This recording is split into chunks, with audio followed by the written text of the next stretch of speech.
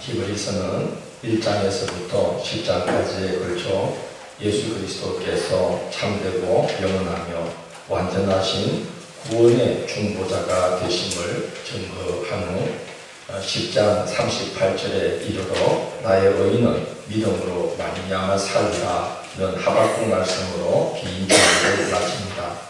그리고 11장에 이르면 믿음의 선조들이 어떤 믿음의 삶을 살았는지를 소개합니다. 믿음은 바라는 것들의 실상이요 보이지 않는 것들의 증거니 선진들이 이로써 증거를 얻었느니라고 말합니다.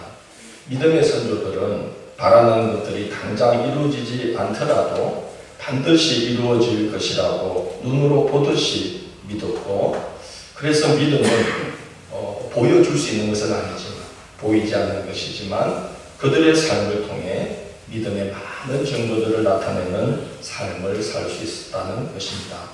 그렇습니다. 믿음은 바라는 것들이 현실화되게 하는 보증수표와 같습니다. 믿음이 소망을 지탱해주는 토대가 되기 때문입니다. 그래서 믿음의 사람은 로마서 12장 11절 말씀처럼 소망 중에 즐거워하며 환난 중에 참으며 기도에 항상 힘쓰는 중에 하나님의 응답이 기다리고 있는 지점까지 갈 수 있게 되는 것입니다. 예수님 말씀처럼 믿음은 그 믿음이 살아있는 믿음이라면 겨자씨 한 알만큼의 믿음일지라도 믿음의 증거들이 나타나게 되어 있습니다. 히브리서 11장은 믿음의 선조들의 믿음의 특징들을 소개하면서 믿음은 반드시 증거가 나타나게 되어 있다는 사실을 우리에게 증언합니다. 먼저 소개된 인물은 아벨입니다. 아벨의 믿음의 특징은 예물을 통해 증거가 나타난 믿음이었다고 말합니다. 믿음으로 아벨은 가인보다 더 나은 제사를 하나님께 드림으로 어려운 자라 하는 증거를 얻었나니라고 증언합니다. 아벨의 제사나 가인의 제사가 겉으로 보기에는 그리 차이가 나지 않았을 것입니다. 그런데 당시에 창세기의 말씀을 보면 하나님께서 아벨과 그의 제물은 받으셨으나 가인과 그의 제물은 받지 아니하신지라고 기록되어 있습니다. 가인의 제사나 아벨의 제사나 겉으로 볼 때에야 크게 다를 바가 없었겠지만 하나님은 제사를 드리는 사람을 보셨고 또 그 예물에 하나님을 향한 믿음이 담겨 있는지를 하나님은 알아보셨다는 것입니다. 믿음의 예물을 드린 아벨은 하나님께 연락되는 은혜를 입었습니다. 그렇지만 아벨은 그 일로 인해 오히려 가인에게 박해를 받아 죽임을 당하고 말았습니다. 그러나 믿음이 담긴 예물은 하나님께서 반드시 받아주신다는 사실을 아벨은 오고 가는 모든 세대에 말하는 증인으로 세워지게 되었다는 것입니다. 두 번째 예물은 에녹입니다. 에녹의 믿음의 특징은 하나님을 기쁘시게 하는 자였다는 것입니다. 에녹이 하나님을 얼마나 기쁘게 해드렸으면 하나님은 에녹이 죽음을 보지 않고 이 땅에서 천국으로 옮겨지게 하셨다고 이제 그의 믿음을 증언하고 있습니다. 창세기 5장 24절에 그 사실이 이렇게 기록되어 있습니다. 에녹이 하나님과 동행하더니 하나님이 그를 데려가심으로 세상에 있지 아니하였더라고 말씀합니다. 죽음을 보지 않고 데려가셨다. 죽음을 보지 않고 옮겨졌다. 꼭 에녹의 죽음을 말하고 있습니다. 시공의 제약을 받는 육신의 몸을 하나님께서 그대로 하늘로 옮기신 것은 아닐 것입니다. 고린도전서 15장 51절에 이런 말씀이 있습니다. 보라 내가 너희에게 말하노니 우리가 다 잠잘 것이 아니고 마지막 나팔에 순식간에 홀연히 다 변화되리니 라고 말씀합니다. 천사장의 나팔 소리가 울리면 이 육신의 몸이 순식간에 홀연히 다 변화되어서 부활의 몸을 입게 된다는 말씀입니다. 그래서 어떤 주석가들은 에녹은 자기가 죽는다는 것을 눈치챌 겨를도 없이 하나님 나라로 부름을 받았다라고 오늘 말씀을 해석합니다.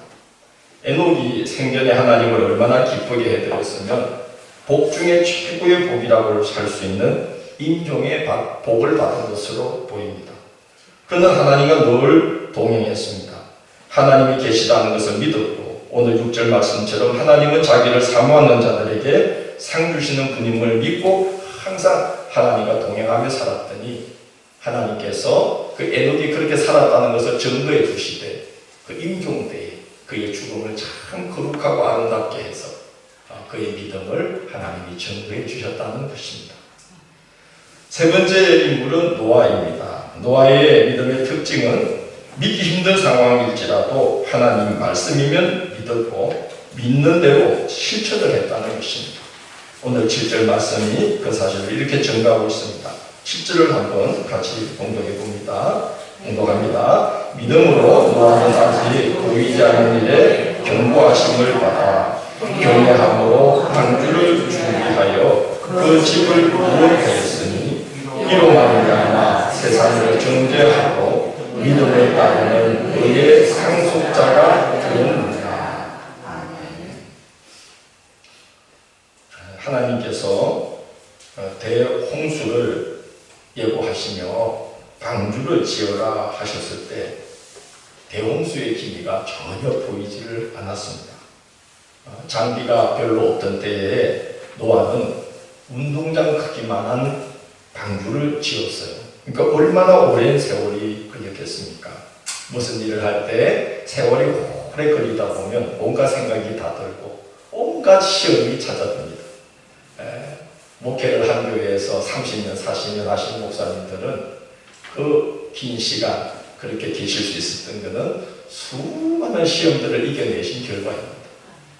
노아가 그 긴 시간 홍수의 기미가 전혀 보이지 않는데 방주를 완공을 했다는 겁니다. 그 긴 시간 어떻게 노아는 시험을 이기며 방주를 완성했을까요? 오늘 말씀에 보니까 하나님을 경외하는 마음으로 방주를 지었더니라고 말하고 있습니다. 그는 홍수의 기미가 전혀 보이지 않았지만 하나님의 말씀을 받았기 때문에 하나님을 경외하는 마음으로 홍수의 기미가 전혀 없는 중에 방주를 짓는 그 일을 감당해내었던 겁니다. 그가 대단한 믿음의 소유자였음을 누가 알고 있었겠습니까마는 대홍수라는 환란이 그의 믿음을 나타내어 전극해 되는 그런 이제 일이 있게 되었다라고 말합니다. 다음으로 소개되는 인물은 아브라함입니다. 아브라함은 세 가지로 그 믿음을 오늘 소개하고 있습니다. 첫 번째 아브라함의 믿음의 특징은 순종이다라고 말하고 있습니다. 8절을 보면 이렇게 기록되어 있습니다. 믿음으로 아브라함은 부르심을 받았을 때에 어떻게 하여라고 적혀있죠?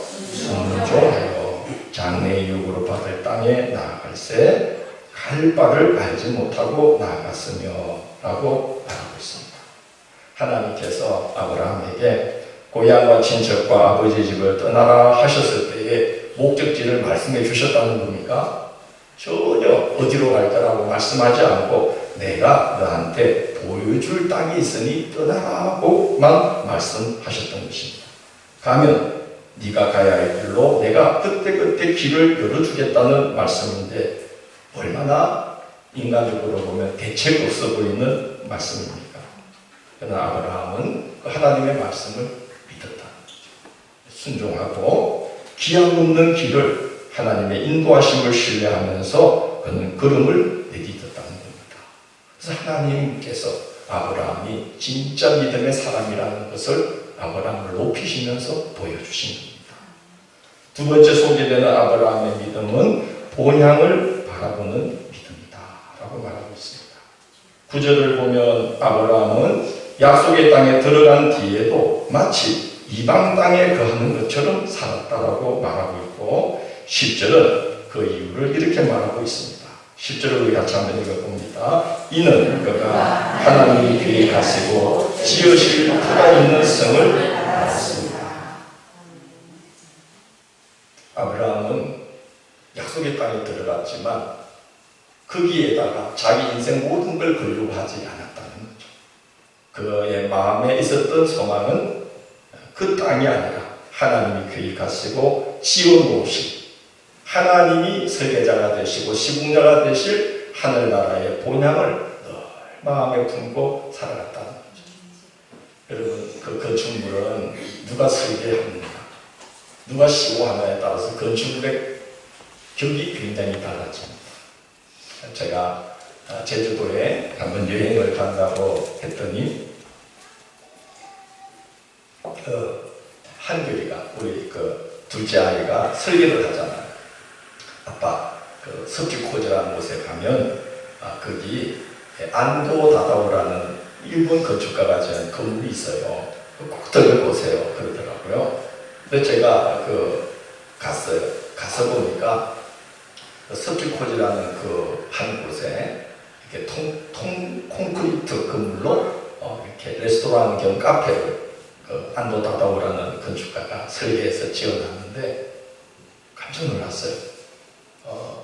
잘 못 지으면 이 좋은 풍광이 좋은 곳에 왜 저런 구조물을 지었을까? 그런 마음이 들 텐데 제가 딱 보고 야, 저 구조물이 없으면 이 풍광이 빛을 발하지 못하겠구나.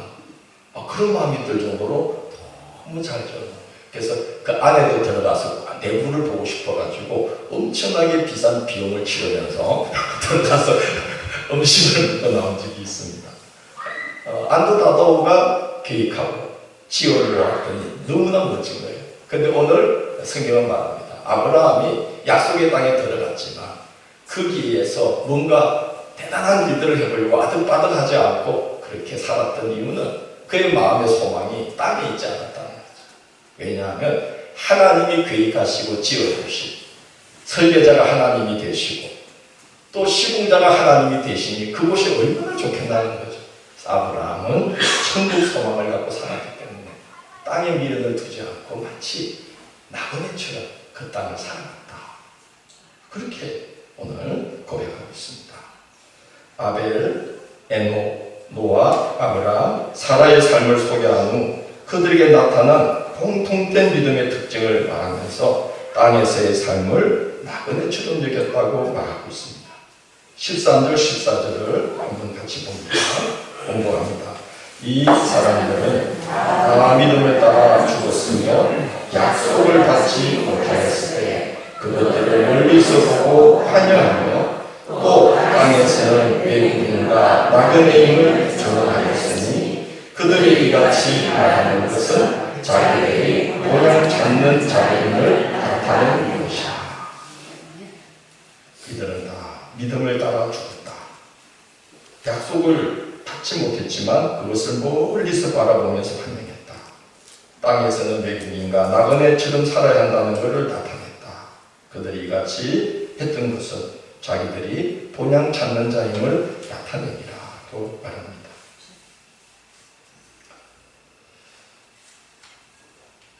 믿음의 선조들의 마음을 하나님이 이렇게 보시니까 그들의 마음의 중심부를 찾아오고 있는 생각이 하나님께서 자기들을 위해 계획하시고 지어놓으실 본향을 사모하는 마음이 그들 마음의 중심에 있었다는 것입니다. 그래서 땅에서의 삶을 그곳으로 가는 준비를 하는 여정으로 알고 잠시 타국에 와 있는 외국인처럼 나그네처럼 살았다는 것입니다. 여러분, 우리가 여행 가서 불미스러운 일이 어떤 사람과 있었어요. 기분 상하게 했어요. 그 사람 도망합니까? 그 사람하고 뭐 싸웁니까? 그러지 않아요. 왜 그렇죠? 좀 있으면 헤어질 거니까요. 여행자니까요. 아브라함은 그렇게 살았다는 거죠. 생을. 에녹 그렇게 살았다는 거죠. 어떤 현자가 이렇게 말을 했습니다. 이 세상은 교량과 같다. 교량과 같다. 다리는 건너가야 할 곳이지 집을 지을 곳은 되지 못한다. 이 세상은 뭐와 같다고요? 건너가야 될 곳이지 집 지을 곳은 없다.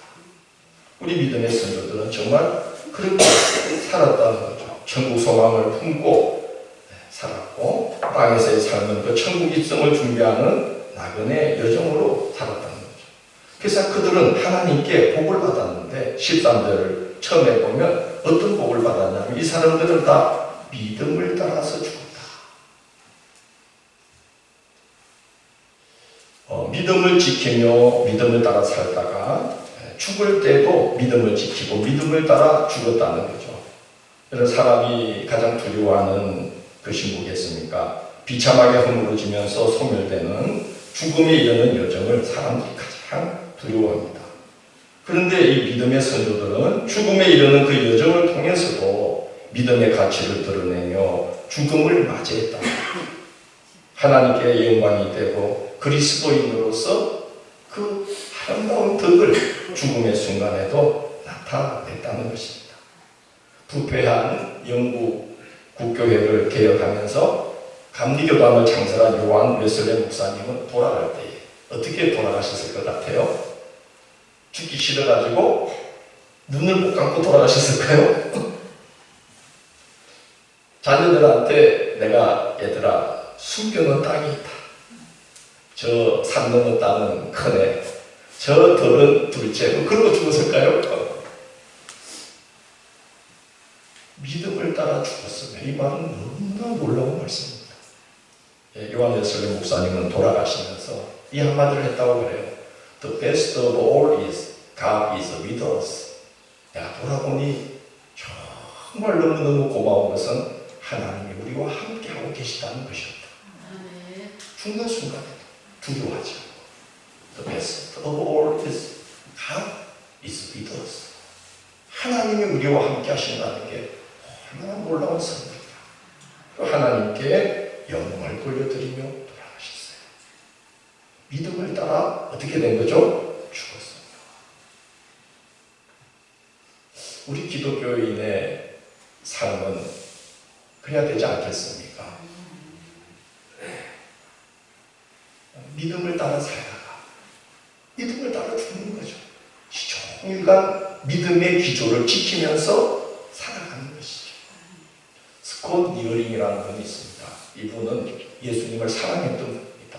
그렇다고 우리처럼 교회를 열심히 다니는 분은 아니었지만 예수님을 사랑했던 분이에요. 100년을 사셨어요. 그리고 100년째 되는 해에 아내에게 여보 나는 이제 하나님께로 가야겠어. 그리고 그날부터 곡식을 드시지 않고 곡기를 끊고 몸을 비우시면서 하나님께로 가는 시간을 준비를 했다는 겁니다. 여러분 그 유튜브에 보면 그 스콧 니어링이라고 치면 그분의 그 마지막 삶에 대한 이야기들이 나와 있어요. 책도 나와 있어요. 뭘 따라 죽은 거죠? 믿음을 따라. 죽기 싫어서 막 두려워한 게 아니라 100살을 살았으니 이제는 가도 되겠다. 그리고 이제 고기를 들고 눈을 감으시는데 마지막 순간 그 부인이 옆에서 그 남편을 축복해 주면서 당신 정말 잘 살았다고 너무 훌륭하게 살았다고 이제는 흘러가는 대로 당신을 하나님께 맡기세요. 그렇게 작별을 아름답게 했답니다. 믿음을 따라 살다가 믿음을 따라 죽었습니다. 이게 대단한 말씀이라고 생각이 듭니다. 천국 소망을 갖고 산 사람에게만 하나님이 주시는 복인 줄 믿습니다. 본향을 찾는 자들이 없기 때문에 살아서도 나그네 젊어 사셨고 뭐 그렇게 아득바득 아웅다웅 다투고 싸우고 욕심 부리고 살지 않다가 그렇게 살았기 때문에 죽을 때도 뭘 따라 죽는 거죠? 믿음을 따라 죽는 거죠. 다 내려놓고 그냥 하나님께로 갔다는 겁니다. 이어지는 말씀도 너무나 귀한 말씀이죠. 약속을 받지 못하였을 때 그것을 어떻게 보고 13절 보셔요. 약속을 받지 못하였을 때 그것을 멀리서 보고 뭐하며 내 당대에 왜 하나님이 약속한 대로 많은 자손을 안 주시고 이삭만 줬느냐. 내 당대에 하나님 가나안 땅 말씀해놓고 내 당대 위에 막벨라 동굴이 딸리는 손바닥만한 땅 한 조각밖에 안 주셨느냐. 정말 하나님의 질타 그러지를 않고 하나님이 장차 그 약속하신 것을 대를 이어가면서 다 성취해 줄 것을 멀리 내다보며 뭐 했다는 거예요? 환영했다. 자기 인생 하나님이 자에게 주신 그것들을 다 감사하면서 자신의 인생이 하나님의 약속이 성취되는 통로로 도구로 쓰임받은 것을 믿고 장차 성취될 일들을 멀리 내다보며 기뻐했다는 것입니다. 저에게도 그런 순간이 있었어요. 사실 저는 50대 초까지 우리 교회를 다시 짓고 싶었어요. 그래서 교회들을 다니면서 계속 사진을 찍고 살펴봤어요. 우리가 조금이라도 젊었을 때 정말 멋진 교회를 아름답게 다 지어서 우리 이 지역의 교회들이 와서 우리 교회를 사용하고 막 그런 일들을 하나님께 기도하면서 이루어 주십시오. 그래서 교회들을 다니면서 사진을 찍어 놓고 구석구석 이렇게 디테일하게 사진을 찍고 그랬어요. 이렇게 지어야겠다. 그러나 사람이 자기 길을 계획할지라도 그 걸음을 인도하시는 이는 여호와십니다. 안 되는 거예요. 우리 성도님들이 주저하시고 뭘 그걸 어떻게 해요? 그래서 처음에 너무 절망해서 솔직히 다른 교회를 갈까? 죄송해요. 그런 마음 들었어요. 아까 말했죠. 사람이 뭘 길게 하다고 뭐가 된다고요? 시험도 많이 들어요. 근데 어느 날 하나님이 이런 마음 주셨어요. 야, 꼭 네가 해야 되냐? 그게 너희 세대들의 몫이 아니면 나에게 맡겨라. 내가 할 것이다. 언젠가. 할렐루야. 나의 자유를 주셨어요. 그러고 나니까 성도님들이 예쁘게 보이더라고요. 그 전에는 어떻게 보였을까요? 말해봐. 아브라함이 그렇게 살았다는 거죠. 약속을 받지 못하였을 때. 당대에 번듯하게 이루어지지 못하였지만, 그러나 그것을 어떻게 보고? 그래서 내다보면서 하나님이 이루실 일을 다 기약하면서 뭐 하였으며? 저주하였으며? 어떻게 했대요? 환영을 했으며. 여러분, 우리 믿음의 선조들이 그렇게 살았답니다. 우리도 그렇게 살기를 축원합니다. 제가 여기 읽은 책이 리차드 포스터라는 분의 영적 성장의 훈련과 제목이 요즘 잘 읽어도 기억이 안 나네요. 영적 훈련과 성장이라는 리차드 포스터라는 목사님 책이에요. 그 책 중에 우리가 자유해야 되는 이유를 이야기해 주면서 가만히 깨닫고 나서 보면은 세상에 그리 다급할 일도 그렇게 크게 그렇게 대단한 것이 없다는 거예요. 우리가 그렇게 조급하게 초조하게 아름다운 살 필요가 전혀 없다는 거죠. 믿음의 사람은 그렇다는 거죠. 그래서 자유를 얻게 된다는 거죠. 그렇게 대단한 게 없다는 거예요. 이 인생에 이루어지지 않으면 큰일 날 일도 별로 없다는 거예요. 맞습니까? 한번 맞아요. 그럼 우리는 별거 아닌 것 같고 막 싸운단 말이에요. 요걸 요래야 된다 저래야 된다. 세상에 기독교 2000년 역사 중에 목사님들이 별걸 갖고 다 싸웠다니까. 목사님들이 입는 가운 있죠. 가운 색깔을 보혈을 상징하는 빨간색으로 해야 된다. 그 가운 색깔을 하나님의 순결함, 예수님의 순결함을 뜻하는 흰색으로 해야 된다. 자, 빨간색 다 손들어봐요. 흰색 다 손들어봐요. 저는 안 입고 합니다. 무슨 소용이 있어? 빨간 걸 입든 흰 걸 입든 그걸 가지고 100년을 싸웠어요. 아니 정말 싸웠다니까. 피를 흘리면서. 별로 중요한 게 아니잖아요. 그 리차드 포스터라는 목사님 영적 성장과 훈련이라는 책은 한 볼만합니다. 우리의 신앙의 주제를 12가지로 나눠서 쭉 우리가 어디에 지금 골몰하며 이상한 데에 빠져 있는지를 쭉 보여주면서 교회들이 왜 이렇게 다투고 있는지 다 보여주는 거예요. 별로 중요하지 않은 것들로 다투고 있다는 거예요. 자유를 못 누리고 있다는 거예요. 아브라함, 믿음의 조상 에녹, 그런 분들은 본향을 해답았기 때문에 그렇게 안 살고 믿음을 따라 살다가 믿음을 따라 죽었다는 거죠. 자유하셨다는 거예요. 우리는 그리스도, 진리로 말미암아 우리에게 자유를 주시는 그리스도를 선물로 받았으니 더욱더 자유해야 될 줄로 믿습니다. 아브라함의 믿음의 세 번째 특징은요, 하나님의 약속이라는 확고한 신뢰를 갖고 있었다고 말합니다. 17절에서 19절을 한번 같이 봉독해 보겠습니다. 봉독합니다. 아브라함은 시험을 받을 때 믿음으로 이삭을 드렸으니 그는 약속들을 받은 자로에 그 또 외아들을 들으니까 그에게 이미 말씀하시기를 내 자손이라 칭할 자는 이삭으로 말미암으리라 하셨으니 그가 하나님이 능히 이삭을 죽은 자 가운데에서 다시 살리실 줄로 생각합니다. 비유컨대 그를 죽은 자 가운데에서 도로 받은 것입니다. 하나님의 약속에 대한 신뢰, 이게 아브라함의 믿음의 세 번째 특징이라고 소개하고 있는데요. 우리는 흔히 아브라함 믿음이 좋아서 무조건 독자 이삭을 번제물로 바쳤을 거라고 우리는 생각하는데 그렇지 않다는 거죠. 오늘 19절 말씀에 보면 아브라함이 뭐라고 했냐 하면은 하나님이 능히 이삭을 죽은 자 가운데 다시 살리실 줄로 뭐한지라? 생각을 했다. 이삭은 분명히 가나안 땅과 많은 후손을 주리라고 하나님이 약속을 해놓으신 약속이 있는 아들인데 지금 하나님은 자기가 한 말과는 전혀 배치되는 명령을 하셨어요. 뭘 하신 거죠? 그 이삭을 번제물로 바치라는 거예요. 그럼 하나님의 약속은 어떻게 되는 거죠? 말이 안 맞잖아요. 그래서 아브라함이 곰곰이 생각을 해봤다는 거예요.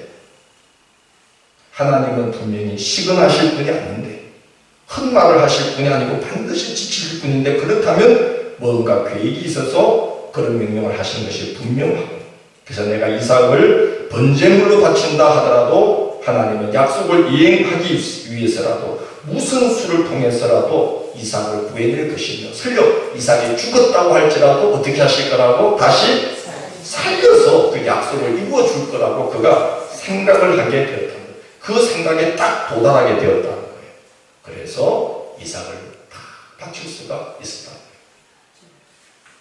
무조건 믿는 믿음보다 더 강력한 증거가 나타나는 믿음은요, 말씀에 의해서 정말 그러한가 깊이 생각하고 깨닫고 결단하는 믿음인 줄 믿습니다. 그 믿음이 놀라운 믿음입니다. 무조건 믿는 게 아니라 말씀을 생각하면서 정말 그 말씀이 그러한가 생각하고 깨닫고 결단하는 믿음, 이게 바로 아브라함의 믿음이었고 그래서 그 깊이 생각하고 결단한 그 증거가 나타났으니 세상에 앞뒤가 맞지도 않는 하나님 명령에 뭐 했다는 거죠? 순종해서 결단하고 순종을 했다는 하나님께는 길이 있으리라 하고 순종할 수 있어요. 뭐 하는 믿음? 순종하려면 뭐 해야 돼요? 생각하는 믿음이었다. 우리 생각하는 신앙의 길을 걸어갑시다. 내가 가는 이 길이 참 옳은가 생각을 해봅시다. 하나님이 이렇게 말씀하고 계신데 정말 그러한가 실험하여 보고 적응해 보고 그 길을 갈 것이며 라고 성경은 말합니다. 20장 21절은요 20절 21절은 이삭과 야곱의 믿음을 소개하면서 그 특징을 말하기를 사람의 정에 이끌리지 않은 믿음이었다라고 말합니다. 20절 21절 한번 같이 공부해 봅니다. 공부합니다. 믿음으로 이삭은 장자 이삭에게 대하여 야곱과 에서에게 축복하였으며 믿음으로 야곱은 죽을 때에 요셉의 각 아들에게 축복하고 그 지팡이 그에게 의지하여 경배하였으며 이삭과 야곱의 믿음에 대한 이야기인데요. 에서가 야곱에게 장자의 축복권을 빼앗긴 후에 아버지에게 와서 사정사정합니다. 뭐라고 부탁하죠? 남은 복이라도 나에게 빌어주십시오. 보통 아버지들이 어떻게 하죠? 그래, 뭐 위로하고 그럴 겁니다. 근데 이삭이 어떻게 합니까? 너에게 빌어줄 복이 없다. 라고 믿음을 따라서 딱 말합니다. 정에 이끌리죠. 요셉이 자기 장자 므낫세와 둘째 아들 에브라임을 데리고 이제 아버지 야곱에게 또 축복 기도를 받으러 갔어요. 여러분 인생이 이런 것 같습니다.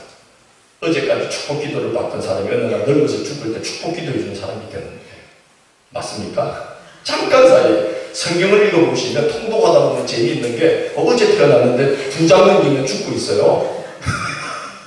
인생 별거 없는 것 같아요. 맞습니까? 리차드 포스트 목사님 말씀에 제 말이 아니고 별로 크게 걱정할 일이 별로 없다. 안 된다고 해서 인생이 무너지는 그런 일은 별로 없다. 이 야곱도 이제 죽을 때가 된 거죠. 그래서 요셉이 장자 므낫세와 찾아 에브라임을 탁 데리고 아버지에게 가서 이 장자에게 복을 받게 하려고 어떻게 하죠? 자기 오른손으로는 잘 생각해봐요. 첫째가 누구라고? 므낫세. 둘째가 에브라임. 그래서 이제 아버지 오른손에 축복을 받게 하려고 왼손으로는 누구를? 생각을 하라고 그랬잖아요. 왼손으로는 누구를? 아니죠. 장자가 복을 받아야 되니까. 왼손으로는 누구를 믿었을까요? 므낫세를 아버지 오른쪽으로. 오른손으로는 누구를? 나도 헷갈리네요. 오른손 누구를? 에브라임을 아버지 야곱의 왼쪽 손으로 이렇게 쭉 밀어줬다는 거죠. 근데 야곱이 죽을 때 얼마나 영적인 분으로 변화됐는지 그 자식들 12아들을 그 인생에 맞게 정확하게 예언을 하는 기도를 해주는데 딱 눈을 잘 못 봤지만 알았어요. 그래서 손을 어떻게 해요? 너무 맞춰서 복 받아야 될 자손에게 머리를 손을 얹어준 거예요.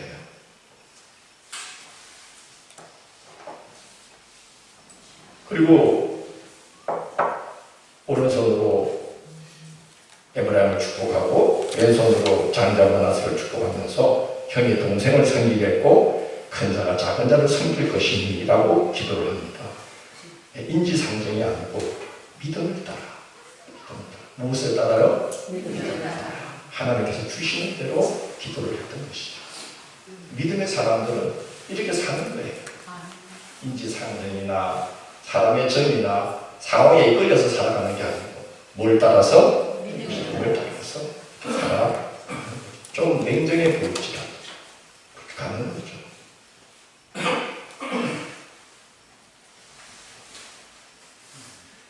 오늘 시간이 좀 많이 가서 이제 뒷부분들은 다음 주에 해야 될 것 같습니다. 이제 전하고자 하는 말씀은 우리 믿음의 선조들은 예수 그리스도를 만나지 못했는데도 불구하고 이렇게 믿음의 길들을 걸어갔다는 거죠.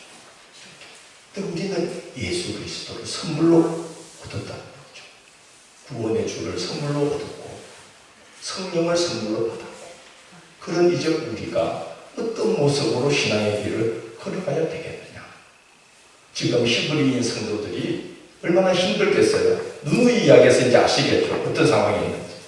그죠? 로마 제국의 박해를 받고 유대교 당국의 회유책을 겪어야 되고 믿음의 동료들이 떠나가면서 교회가 어수선하고 힘들고 이런 가운데 정말 믿음의 열심 내기 힘들다 그러고 있을 때에 히브리서 기자는 이렇게 11장에서 우리 믿음의 선조들은 예수님을 알지 못했을 때에도 하나님의 말씀을 붙들고 예수님을 알지도 못했지만 하나님 말씀 붙들고 이렇게 믿음의 길을 걸어오면서 승리하고 있었다는 겁니다. 그래서 우리가 어떻게 힘들다고 제가 말할 수 있겠습니까? 우리의 걸음을 더 열심히 걸어가야 되는 이유는 우리는 그들은 꿈도 못 꾸었을 누구의 선물로 받았다는 거죠? 예수 그리스도를 선물로 받았다. 성령의 도우심을 힘입으니 우리가 어떻게 믿음의 길을 걸어가야 되겠습니까? 하나님의 질문을 던지고 있는 것입니다. 남은 내용들은 다음 주에 나누면서 우리 믿음의 남은 조상들은 어떻게 걸어가고 그것이 우리에게는 이제 어떤 책임으로 와 있는지를 다음 주에 나누도록 하겠습니다. 믿음을 따라 사시고 믿음을 따라 죽게 되는 그런 신앙의 걸음이 되시기를 주의 이름으로 축원합니다.